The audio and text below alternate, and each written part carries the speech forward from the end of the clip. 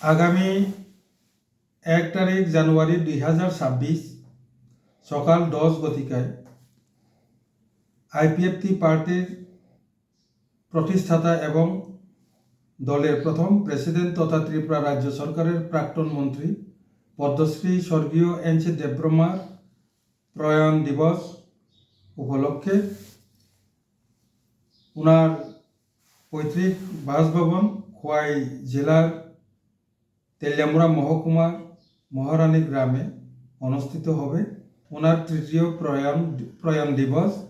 এই উপলক্ষে আইপিএফটি দলের পক্ষ থেকে দলের সমস্ত শাখা সংগঠন এবং ডিভিশন কমিটিগুলোদেরকে পদ্মশ্রী স্বর্গীয় এন.সি. দেববর্মার তৃতীয় প্রয়াণ দিবস পালনের জন্য নির্দেশ দেওয়া হয়েছে এবং দলের অফিসে ওই দিনে একদিনের জন্য দলীয় পতাকা অর্ধনমিত রাখার জন্য বলা হয়েছে।